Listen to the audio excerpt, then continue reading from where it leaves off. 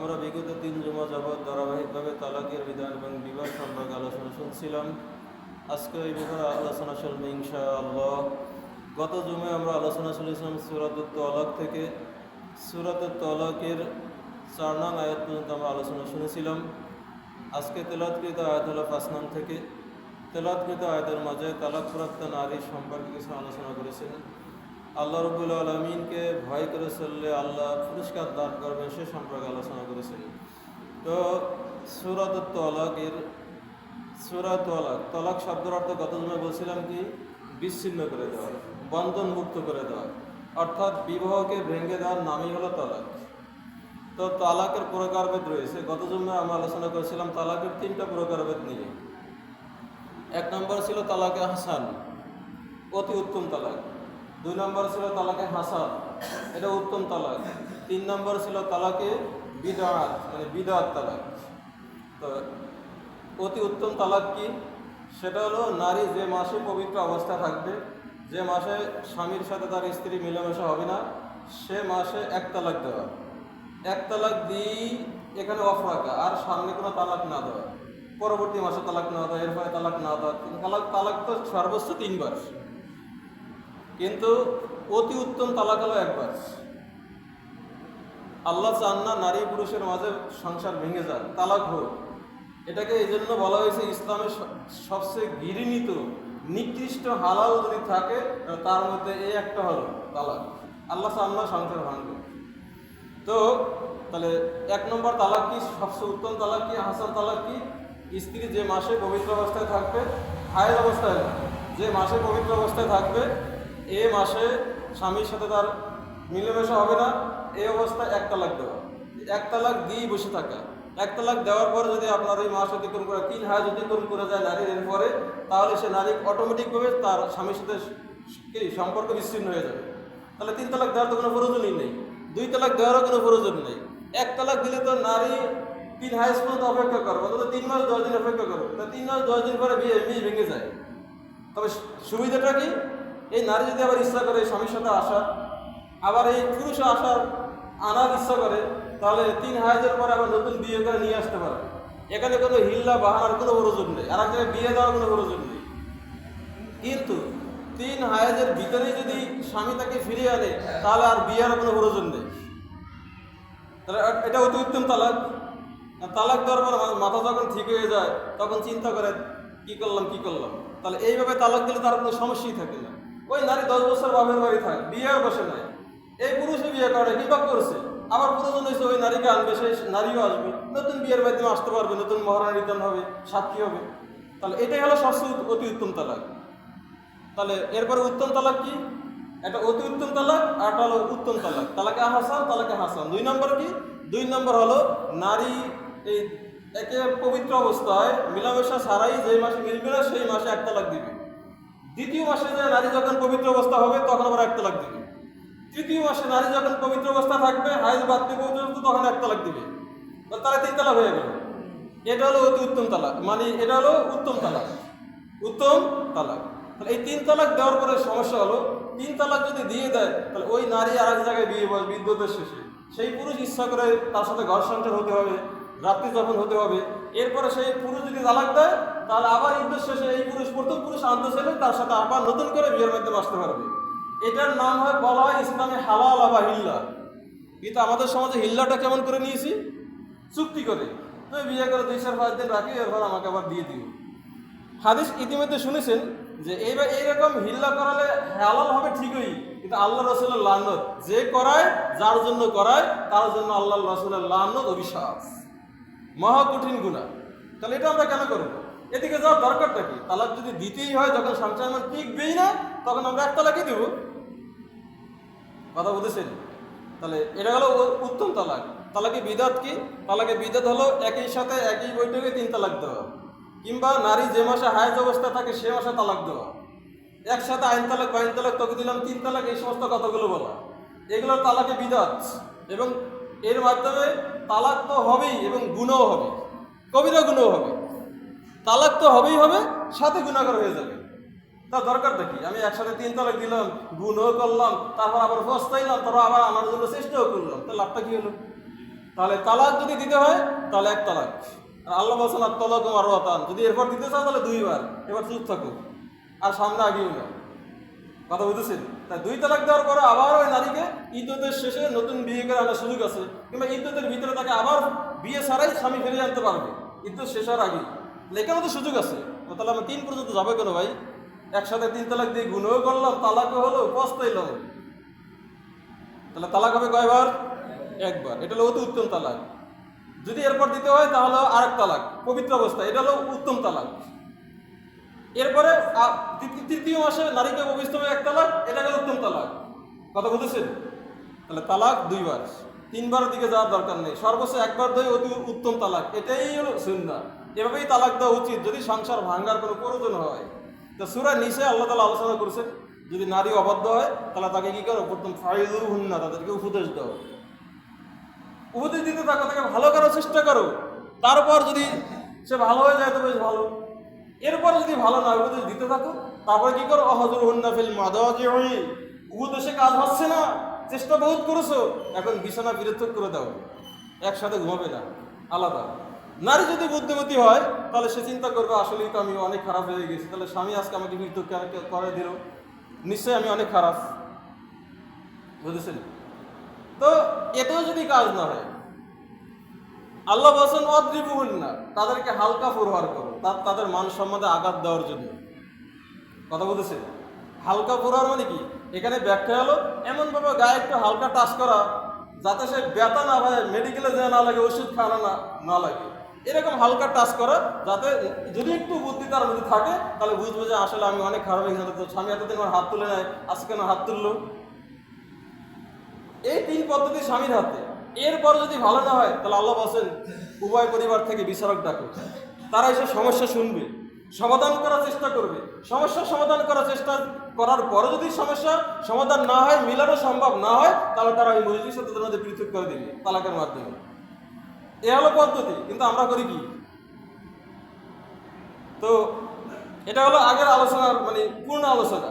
আজকে তেলাওয়াতকৃত আয়াতের মধ্যে আল্লাহ বলেন যালিকা আমরুল্লাহি আনসালাহু ইলাইকুম, এই যে কথাগুলো তোমাদেরকে বলা হলো, এটাই হলো আল্লাহ রাব্বুল আলামিনের বিধান, এটা আল্লাহ রাব্বুল আলামিনের আদেশ।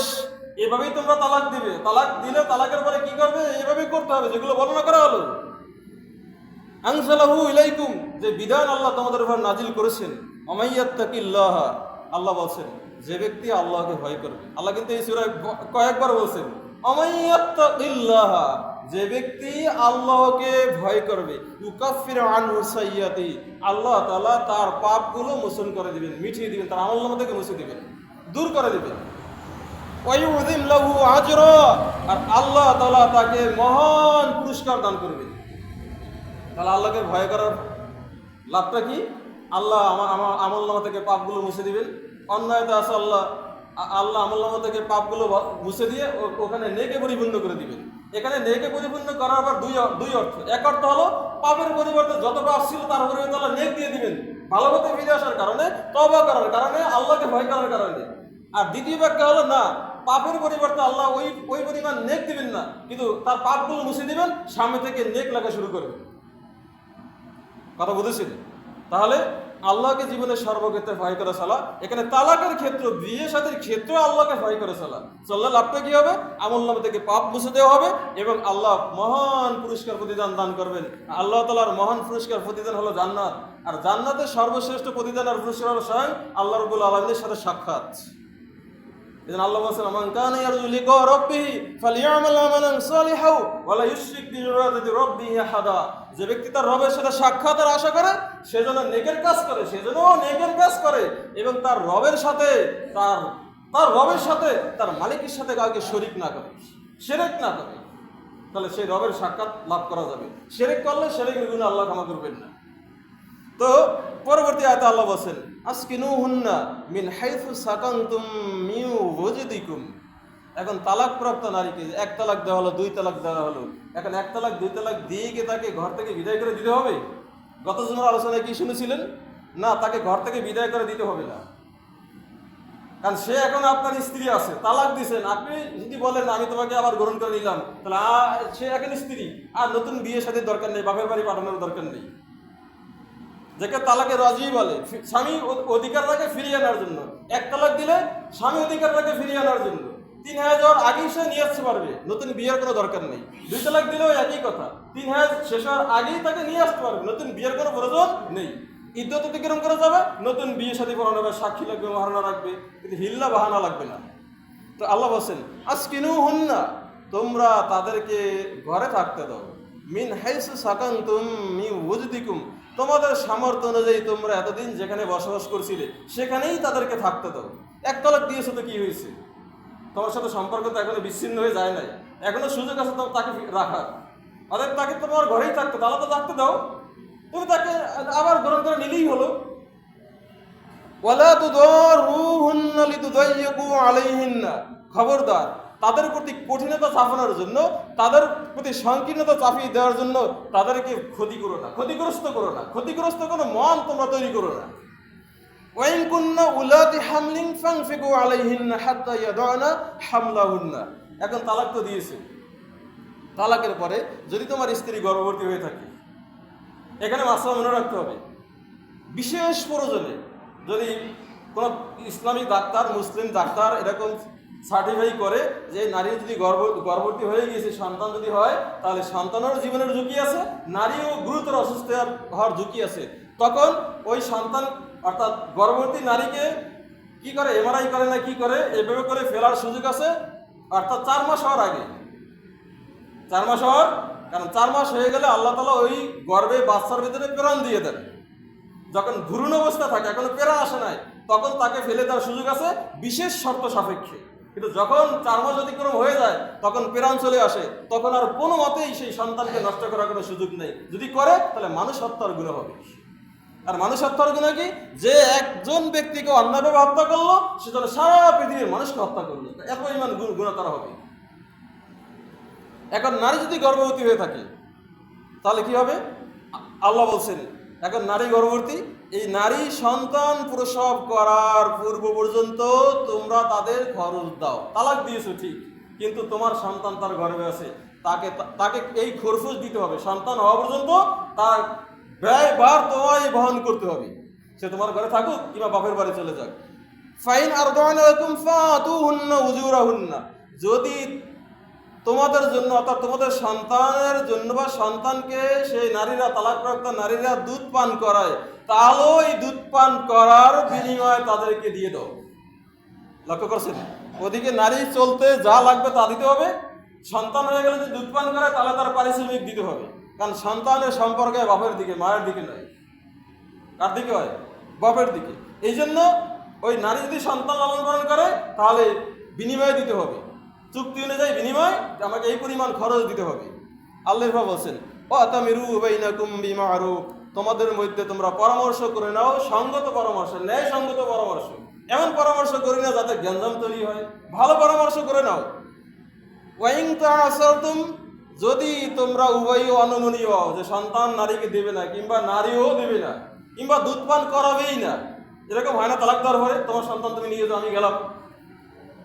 যদি এরকম অনমনীয় হয়ে যাও তাহলে ফাসাতুরদিউ লাহু উখরা, অন্য কোন দুধ পান করাতে পারে এরকম কোন নারী এই সন্তানকে দুধ পান করাবে। তাহলে অন্য কোন নারী যদি দুধ পান করায় সে তার দুধ মা হবে, তাকেও খরচ দিতে হবে। এর বাপের উপরে, বাপ তাকে খরচ দিতে বাধ্য। লিউনফিক যু সাআতিন মিন সাআতিহি, আল্লাহ বলেন এখন প্রশ্ন আসতে পারে কত পরিমাণ দিতে হবে। আল্লাহ বলছেন লিউনফিক, যেন খরচ করে, যু সাআতিন মিন সাআতিহি, যার সামর্থ্য আছে, প্রশস্ততা আছে, সে প্রশস্ততার মতোই সে কি ওই খরচ করবে। অর্থাৎ যার টাকা পয়সা বেশি দেওয়ার সুযোগ আছে সে বেশি পরিমাণেই দেবে। ওয়ামান কুদিরা আলাইহি রিজকুহু, আর যার রিজিককে সংকীর্ণ করে দেওয়া হয়েছে, ভালো করে বুঝে নেবেন ভাই, যার সামর্থ্য আছে সে সামর্থ্য মতো খরচ করবে, মানে বেশি দেওয়ার সুযোগ আছে। আর যাকে রিজিক কমিয়ে দেওয়া হয়েছে, যার রিজিক সংকীর্ণ করে দেওয়া হয়েছে, আল্লাহ যাকে অভাবী করেছেন, সে তার সামর্থ্য অনুযায়ী খরচ করবে। ফালইউনফিক মিম্মা আতাহুল্লাহ, আল্লাহ তাকে যেই সম্পদ দিয়েছেন তার থেকেই সে খরচ করবে। তাহলে এখান থেকে কি বোঝা যায়? সম্পদ দেওয়ার মালিক কে? মাদারাল্লাহ, কোন আল্লাহর ওলি? সম্পদ দেওয়ার মালিক কে? ধনী করার মালিক কে? গরিব করার মালিক কে? রোগ দূর করার মালিক কে? রোগ দিনেওয়ালা মালিক কে? কথা বলেন, সবই তো আল্লাহ। দোয়া কবুল করেন কে? বিপদ দেন কে? দূর করেন কে? মাজার আল্লাহ। আমাদের অনেক ইমানদার আছে, ইমানদার দাবি করে মাজারে মাজারে দৌড়ে, মাজার আল্লাহর কাছে চায়, এগুলো শিরক, ইমান চলে যায়। এসব থেকে ফেরেন। কোনো অলিরও ক্ষমতা নাই, কোনো নবী রাসূলেরও ক্ষমতা ছিল না কারো উপকার করা, কারো ক্ষতি করা।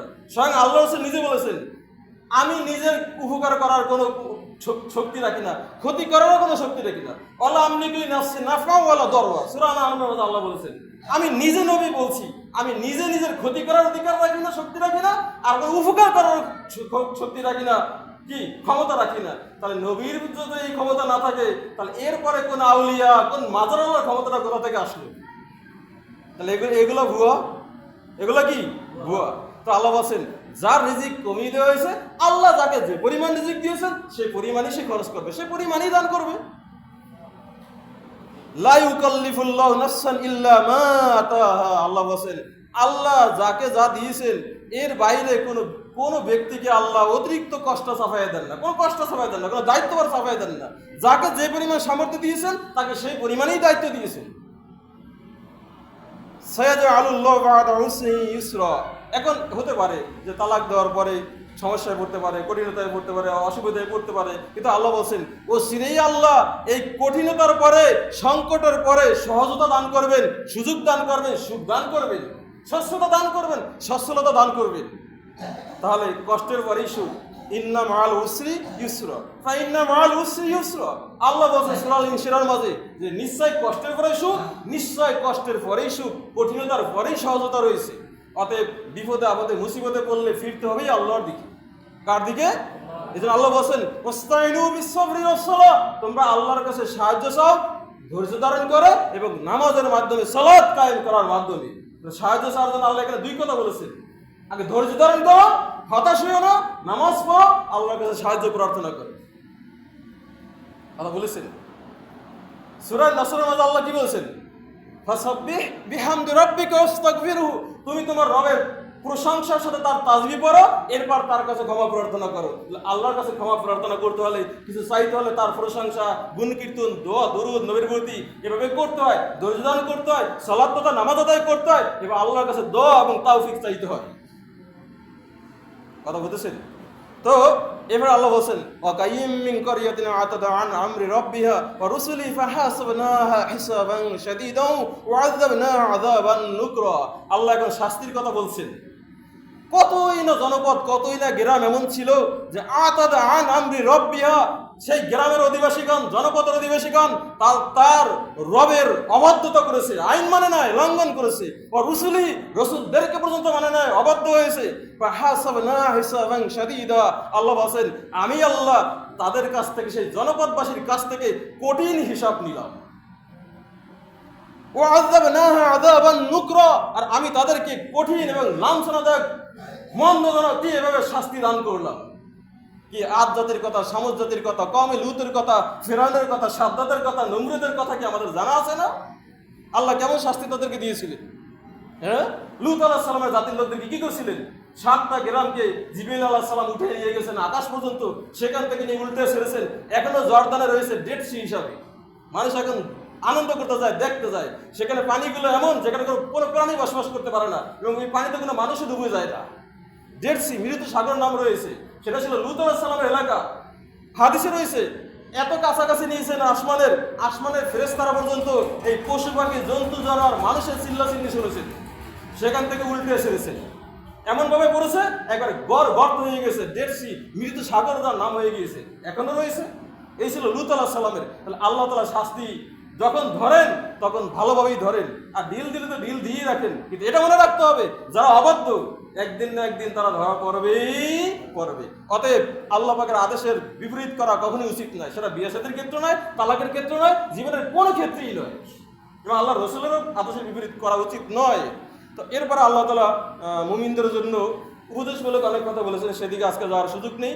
আমরা যেহেতু তালাক নিয়ে আলোচনা শুনছি, তালাকের বিষয়টা শুনি। আল্লাহ তাআলা সূরাতুল বাকারার মাঝে আলোচনা করেছেন 236 নং আয়াত এখানে রয়েছে, লা জুনাহা আলাইকুম ইন তাল্লাকতুমুন নিসা মা লাম তামাসসুহুন্না, তোমাদের জন্য কোনো পাপ নেই যদি তোমরা নারীদেরকে তালাক দাও স্পর্শ করার আগে, অর্থাৎ বিয়ে করেছো এখনো তাকে ধরোই নাই, গায়ে হাত দেওয়াই নাই। এখানে স্পর্শ করা মানে হলো স্বামী স্ত্রীর মূল বিষয়টা সম্পর্ক কায়েম হওয়া, মেলামেশা হওয়া। তাদেরকে তোমরা স্পর্শই পর্যন্ত করো নাই। এই অবস্থায় যদি কোনো ক্রমে তালাক দেওয়া লাগে তাহলে তালাক দাও, তো তোমাদের কোনো পাপ নেই। যদি এরকম কোনো প্রয়োজন হয়ে পারে, কঠিন প্রয়োজন, আও তাফরিদুল লাহুন্না ফারিদা, অথবা তাদের জন্য তোমরা মহারণা নির্ধারণ না করো কিংবা করে থাকো, তাহলে এই অবস্থাও তালাক দিলে কোনো পাপ নেই।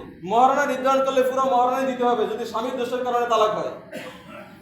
আর যদি মহারণা নির্ধারণ না হয় তাহলে এখানে অর্ধেক মহারণা নারী পাবে, যে নারীকে কোনো ঘরে আনা হয় না, তাকে স্পর্শ করা হয় না, ধরা হয় না। আল্লাহ বলছেন অমাত্তিউহুন্না, তবে তাকে ধরনে আনো নাই, ঘরে আনো নাই, এর আগে তালাক দিছো, তাকেও তুমি মাথাও দাও, তাকেও চলার জন্য কিছু জীবন উপকরণ দান করো। এটার নামই ইসলাম, এটার নামই ইসলাম। সব জায়গায় ন্যায় বিচার করতে বলেছেন। আলাল মুসি কদারুহু ওয়া আলাল মুকতিরি কদারুহু, কতটুকু দিবে? আল্লাহ বলেন যে ব্যক্তি শক্তি রাখে, সামর্থ্য রাখে, সে তার শক্তি অনুযায়ী দিবে, আর যার সম্পদ কম সে তার অবস্থা অনুযায়ী দান করবে। ওই নারীকে যাকে এখনো ঘরে এনে নেয় তাকেও জীবন উপকরণ দান করবে। মাতাআম বিল মারুফ, এটা ন্যায়সঙ্গত তার অধিকার, উপকরণ যেটা সে লাভ করবে। হাক্কান আলাল মুহসিনিন, এখন এই যে আইন, এই আইনটা মানবে কারা? আল্লাহ বলছেন এটা হলো যারা অতি উত্তম নেক করায়, তাদের জন্য হক, এটা তাদের জন্য বিধান। তারাই স্ত্রীকে তালাক যদি দিয়ে দেয় তাহলে সেই স্ত্রীর সাধনায় বিচার করবে, তাকেও জীবন উপকরণ দান করবে। আমরা করি কি ভাই? সমস্যা হলো এখানে বিয়ের আগেই মেয়ের বাপ যারা আছে, অভিভাবক যারা আছে, তারা মোটা অঙ্কের মহারণা নির্ধারণ করে দেয়, যেটাকে আমরা কাবিন বলি। ছেলে দিতে পারবে না 50,000, লাগে 5 লাখ। কথা বুঝেছেন? এটা একটা জুলুম, ভালো করে মনে রাখবেন। ছেলে যা দিতে পারে সেটাই মহারণা হবে। ছেলে যা দিতে পারে, কোন এক সাহাবী এসে বলছেন রাসূলুল্লাহ, আমুক নারীর সাথে আমাকে বিয়ে করাই দেন, তোমার মহারণা তো আর কি আছে?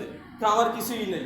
আল্লাহ রাসূল বলছেন তুমি এটা লোহার আংটি আনো, রূপার আংটি আনো, আমার কিছুই নেই, আমার কিছুই না, তাকে আমার সাথে বিয়ে করাই দেন। তাহলে তোমার কি কোরআনের কোনো সূরা মুখস্থ আছে? এই রাসূলুল্লাহ অমুক অমুক সূরা আমি মুখস্থ পারি। এটা তোমার স্ত্রীকে শিখিয়ে দাও, এটাই তার মহারণা। এটার নামই তো ইসলাম, এটার নামই তো ইসলাম। আজকে আমরা এতটা কঠিন করেছি যে মেয়ের বাপ মেয়েকে বিয়ে দিতে পারে না। ওদিক দিয়ে ছেলেরা যৌতুক নামে কৌতুক করে, এত দিতে হবে, এত দিতে হবে, চাকরি দিতে হবে, গাড়ি দিতে হবে, বাড়ি দিতে হবে, আর অনেক কিছু দিতে হবে। বিয়ের আগে মহা খয়রাতি, মনে হয় কিছুই নেই। তোমার জন্য এত খয়রাত করার স্বভাব রাস্তাঘাটে করো, মেয়ের বাবার বাড়িতে কেন করো?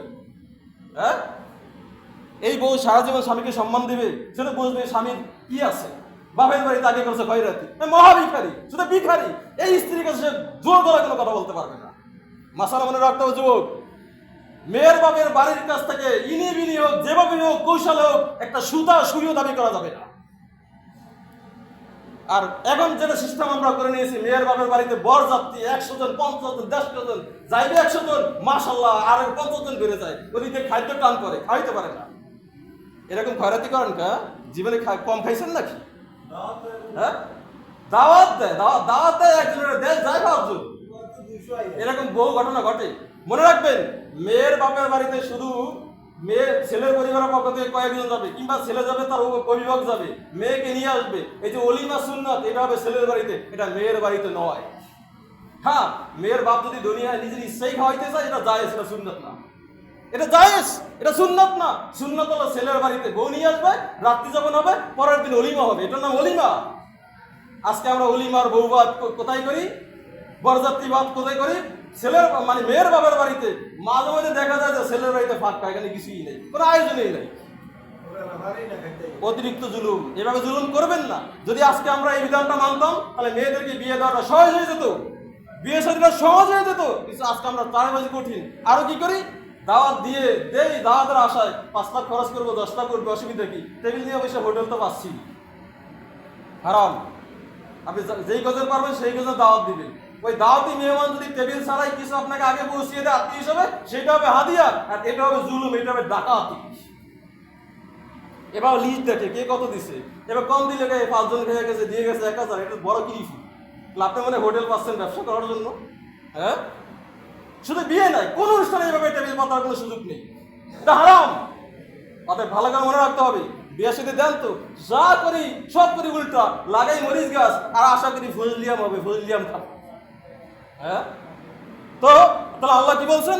ওয়াইন তাল্লাকতুমুহুন্না মিন ক্বাবলি আন তামাসসুহুন্না ওয়াকাদ ফারাদতুম লাহুন্না ফারিদা। আল্লাহ বলেন যদি তোমরা নারীদেরকে তালাক দাও তাদেরকে স্পর্শ করার আগে ওয়াকাদ ফারাদতুম লাহুন্না ফারিদা, তাদের জন্য মোহর নির্ধারণ করে থাকো, ফানিসফু মা ফারাদতুম, তাহলে তারা পাবে মোহরানার অর্ধেক।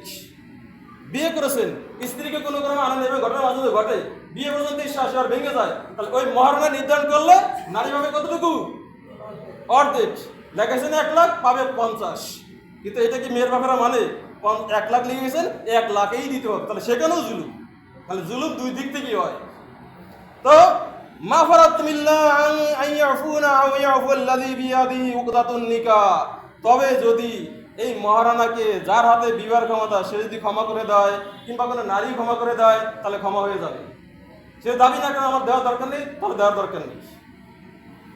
ওয়ান্তাফু আকরাবু লিত্তাকওয়া, যদি তোমরা ক্ষমা করে দাও, মহারানা নির্ধারণ করে মহারানা না নাও, তাহলে এটা হবে তাকওয়ার অধিক নিকটবর্তী। তাকওয়া আল্লাহর খোদাবিরতের অধিক নিকটবর্তী।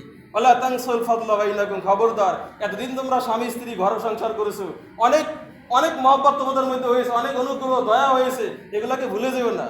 ইন্নাল্লাহা বিমা তা'মালুনা বাসীর, নিশ্চয় আল্লাহ ভালো করে জানেন তোমরা যা করো। কথা বুঝেছেন?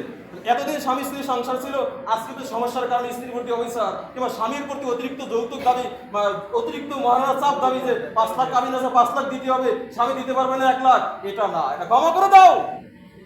এটা অধিক তাকওয়ার নিকটবর্তী, এটা আল্লাহ পছন্দ করেন। অতএব আয়াত থেকে কি জানলেন? মহারানা নির্ধারণ করবেন ছেলের সামর্থ্য অনুযায়ী। এখানে মেয়ের বাবার অধিকার নেই 5 লাখ লেখা। ছেলে বলবে আমি 10,000 দিতে পারবো, 10,000 রাজি মেয়ে, বিয়ে হবে, না হলে নাই। ছেলেরা যুবকেরা তোমরা মাসাল্লাহ মনে করে মনে রাখো, এরকমও থাকে 10 লাখ লাগছে কি হয়েছে, দিব না তো 1 টাকাও, বিয়ে হবে না। হ্যাঁ, এখানে কাজীও অবিচারী, কাজীও জুলুমকারী। সে 1 লাখ লিখতে তো 5,000 পাইবে, আর 10,000 লিখতে তো 200 টাকা পাইবে, তার লস না? বুঝুন কথা? শয়তানি আর বদমাশি আর উল্টা আচরণ করা এই মাওলানা মৌলভীর মধ্যেও আছে। আমরা দুধের ফেরেশতা, মানে দোয়া ফেরেশতা না, সমস্যা আমাদের ভিতরেও আছে।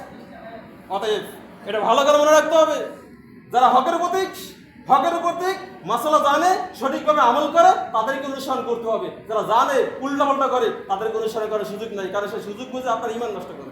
এরকম বহু রয়েছে, বহু আছে। তো আজকে একটু বলা হয়েছে সময় একটু বেশি করে বয়ান করার জন্য, আপনাদের জন্য খাওয়ানোর আয়োজন আছে, আবার কেউ রাগ করি না মনে মনে। তো আরও কয়েক মিনিট বলে আমি আজকে বয়ান শেষ করবো। গত জুমে আমরা কি শুনছিলাম ভাই? বিয়ে সম্পর্কে একটা হাদিস শুনছিলাম না? আজকে বিয়ে সম্পর্কে 2টা হাদিস শুনেন। এরপরে রাসূল সাল্লাল্লাহু আলাইহি সাল্লাম বলেছেন, অর্থাৎ ইজা খাতাবা ইলাইকুম মান তারদাউনা দীনাহু। গত জুমে একটা প্রশ্ন আসছিল, আপনি তো ভালো মেয়ের কথা বলছেন, ছেলের কথা তো বলেন নাই, আজকে ছেলেটাই শোনেন। তো রাসূল সাল্লাল্লাহু আলাইহি সাল্লাম বলেন, এটা আবু হুরায়রা থেকে বর্ণিত হাদিস, ক্বাল রাসূলুল্লাহ সাল্লাল্লাহু আলাইহি সাল্লাম, রাসূল সাল্লাল্লাহু আলাইহি সাল্লাম বলেছেন, ইজা খাতাবা ইলাইকুম, যখন তোমাদের কাছে বিয়ের প্রস্তাব দেওয়া হয়, মান তারদাউনা দীনাহু ওয়া খুলুকাহু, যার দিনদারি এবং চরিত্র সম্পর্কে তোমরা সন্তুষ্ট। ছেলের পক্ষ থেকে বিয়ের প্রস্তাব এসেছে, এখন ছেলের আগে দেখতে হবে কোনটা? দিনদারি। ছেলে ধর্মবিরোধী কিনা, আল্লাহ কিনা, আল্লাহ রসুলের পথে চলে কিনা, এবার তার চরিত্রটা কেমন। যদি এভাবে যাচাই বাছাই করে দেখা যায় ছেলে মাশাআল্লাহ ভালো, আল্লাহ আল্লাহ, চরিত্র ভালো, সব ভালো, সম্পদ কম হোক, এটা কোনো বিষয় না। চেহারা সুন্দর না হোক, কিন্তু দিনদারি ভালো এবং তার চরিত্র ভালো, তাহলে ফাযাউজুহু, তোমরা তার কাছে বা তার সাথে বিয়ে পড়ায় দাও, তাদের সাথে বিয়ে পড়ায় দাও। আল্লাহ তাফআলু তাকুন ফিতনাতুন ফিল আরদি ওয়া ফাসাদুন আরিদ, যদি তোমরা এইভাবে না করো তাহলে তাকুন ফিতনাতুন ফিল আরদ, জমিনে ফিতনা হবে, বিপর্যয় হবে, হাঙ্গামা হবে, অনেক সমস্যা তৈরি হবে। ওয়া ফাসাদুন আরিদ, এবং লম্বা অনেক বড় ফাসাদ হবে, সমাজে অশান্তি তৈরি হবে। এই হাদিস দ্বারা কি বোঝা যায়? বিয়ের প্রস্তাব আসলেই বিয়ে দেওয়া যাবে না, আগে যাচাই করতে হবে কোনটা ভাই, আগে যাচাই করতে হবে কোনটা, ছেলে কেমন, ছেলের চরিত্র কেমন, ছেলের দিনদারিত্ব কেমন, টাকা পয়সার বিষয়টা পরে, বংশমর্যাদা পরে, সবার আগে দিনদারি, তার চরিত্র। যদি এভাবে পাওয়া যায় মাশাআল্লাহ তার সাথে দিয়ে দাও, যদি এভাবে না দাও, টাকার দিকেই খোঁজো, তাহলে জমিনের বুকে ফিতনা ফাসাদ ব্যাপকভাবে ছড়ায় পড়বে। আল্লাহ রাসূলের কথাগুলো বাস্তব কিনা? একটা হাদিস বললাম, আরো বহু হাদিস আছে। তো আজকে কথা ছিল তালাকের বিষয় নিয়ে আলোচনা করার জন্য না, 3 তালাক, একসাথে 3 তালাক দিলে তালাক হবে কিনা, এটা একটা মেজর প্রশ্ন। একসাথে 3 তালাক দিলে তালাক হবে কিনা একটু ভালো করে হাদিস শুনেন। কেউ কেউ আছে নেটে এরকম কিছু মাওলানা মৌলভী আছে, শায়েখরা আছে, তারা বলে একসাথে একই মসজিদে 3 তালাক দিলে তালাক হবে না। হাদিস শোনেন, তাহলে এখান থেকে আপনার দলিল পেয়ে যাবেন। রুকানা ইবনে আব্দি ইয়াজিদ আন্না তাল্লাকা ইমরাতাহু সুহাইমাতা। রুকানা ইবনে আব্দি ইয়াজিদ নামে এক সাহাবী ছিলেন, তিনি তার স্ত্রী সুহাইমাকে তালাক দিলেন আল বাত্তা, মানে একবারে বিচ্ছিন্নমূলক তালাক। এখানে 3 তালাক অথবা আল বাত্তা শব্দ দিয়ে তালাক, মানে এখানে 3 তালাক উদ্দেশ্য। তো ফাকবার বিযালিকা নবী সাল্লাল্লাহু আলাইহি সাল্লাম, এই বিষয়টা নবী সাল্লাল্লাহু আলাইহি সাল্লামকে খবর দেওয়া হলো, জানানো হলো। ফাউকিরা অকাল আল্লাহি মা আরাদতু ইল্লা ওয়াহিদা। ওই রুকানা সাহাবীকে আল্লাহর রাসূল জিজ্ঞাসা করছেন, এই তুমি যে আল বাত্তা তালাক দিয়েছে, 3 তালাক দিয়েছে, এটা তার উদ্দেশ্য কি ছিল তোমার? সে আল্লাহর শপথ করে বলছে, ইয়া রাসূলুল্লাহ, আমি 1 তালাক দেওয়ার নিয়ত করেছিলাম, আর 2টা বলছি আমার তাকে শক্ত করার জন্য, দমকানোর জন্য, দৃঢ় করার জন্য, কিন্তু মনের উদ্দেশ্য একই ছিল। মনের উদ্দেশ্য কি? তালাক একই ছিল। ফাকাল রাসূলুল্লাহ সাল্লাল্লাহু আলাইহি সাল্লাম ওয়াল্লাহি মা আরাদতু ইল্লা ওয়াহিদা। আল্লাহর রাসূল আবার বলেন, আল্লাহর শপথ, তুমি কি একই 1 তালাকই নিয়ত করেছো? ভালো করে মনে রাখবেন হাদিস। ফাকাল রুকানা ওয়াল্লাহি মা আরাদতু ইল্লা ওয়াহিদা, সে বলছে আল্লাহর শপথ, আমি 1 তালাকই নিয়ত করেছিলাম। ফারাদ্দা ইলা রাসূলুল্লাহ সাল্লাল্লাহু আলাইহি সাল্লাম, রাসূল সাল্লাল্লাহু আলাইহি সাল্লাম তার নিয়ত অনুযায়ী স্ত্রীকে তার কাছে দিয়ে দিয়েছেন। ফাতাল্লাকা সানিয়া ফি জামান উমর, সে আর বেশি দিন টিকতে পারে না। আল্লাহ রাসূলের পরে উমরের জামানায় এসে দ্বিতীয় তালাক দিল। ও সালিসা ফি জামান উসমান, উসমান রাদিয়াল্লাহু জামানায় এসে আরেকটা, মানে 3 তালাক দিয়ে দিল। আর পুরো বিচ্ছিন্ন। এই হাদিসের দ্বারা কি বোঝা যায়? আবু দাউদ, তিরমিজি, ইবনে মাজাহ, দারিমি, এই হাদিসে আল্লাহ রাসূল মনের নিয়ত জিজ্ঞাসা করতেন, তুমি যে 3 বলেছো কিংবা আলবাত্তা বলেছো, বিচ্ছিন্ন করেছো, মনের নিয়তটা কি? শপথ করে বলতো আমি 1 নিয়ত করেছি। আল্লাহ রাসূল এটাকে 1 ধরতেন। এটার উপর ফতোয়া না, এখানে নিয়ত। এরপরে উমর রাদিয়াল্লাহু জামানায় এসে সেটা কি হলো, এদিকে লক্ষ্য করেন। ওয়ান মালিকি বালাগা আন্না রাজুলান ক্বালা লি আব্দুল্লাহ ইবনে আব্বাস ইন্নী তালাকতু ইমরাতি মিয়াতা তাতলিকাতা। এক লোক ইবনে আব্বাস রাদিয়াল্লাহু আনহুর জামানায় রাইসুল মুফাসসিরিন, মুফতি, ফকি এবং মুজতাহিদ সাহাবী, তিনি তার কাছে বলতে আছেন এক ব্যক্তি এসে, ইবনে আব্বাস, আল্লাহ রাসূলের চাচাতো ভাই সাহাবী, আমি তো আমার স্ত্রীকে 100 তালাক দিছি। আমরা তো 1, 2, 3 তালাক, 8 তালাক, 22 তালাক করে দিলাম, 10 তালাক, 14 কুষ্টি তালাক। সে এইগুলো বলে না, সে বছরে 100 দিন, 1, 2, 3 করে 100। কত বলছে? 100 তালাক একই মজলিসে। এখন কোন কোন সাহেব বলে একই মজলিসে 1000 তালাক দিলে 1 তালাকই হবে। তার কথা সত্য না হাদিস সত্য? ভালো করে মনে রাখবেন। আর ইবনে আব্বাস বলতেছেন কি, ফাইজা তারা আলাইহা, এখন আপনার কি মত, আমার স্ত্রী কি তালাক হয়েছে না হয় নাই, ফতোয়া দেন। ফাকালা ইবনে আব্বাস, আব্দুল্লাহ ইবনে আব্বাস রাদিয়াল্লাহু আনহু বললেন, তুল্লিকাত মিনকা বিসালাস, তোমার 3 পর্যন্ত বলাই তো তালাক দেওয়ার জন্য যথেষ্ট ছিল। ওয়াসাবি ওয়া তিসউনা ইত্তাকাতাত বিহা আয়াতিল্লাহি হুজুয়া, তুমি যে আরো 97 বার বলছো তোমার আর তালাক, এটা তো তুমি আল্লাহর আয়াতের সাথে মশকারি করছো, ঠাট্টা করেছো। তুমি যদি একসাথে 3 পর্যন্ত বলতা তাহলে তালাকই হয়ে যেত। তাহলে এখানে কি বোঝা যায়? একই মজলিসে একসাথে তালাক দিলে কয় তালাক হয়? কয় তালাক হয়? 100 তালাক দিছে আল্লাহ রাসূলের সাহাবী ইবনে আব্বাস, কয় তালাক ধরছেন? 3 তালাকই ধরছেন। কয় তালাক ধরছেন? 3 তালাকই ধরছেন। তাহলে একসাথে 3 তালাক দিলে 1 তালাক হয় বুঝি? আল্লাহ রাসূল এই উমর রাদিয়াল্লাহু জামানায় এসে কি হলো?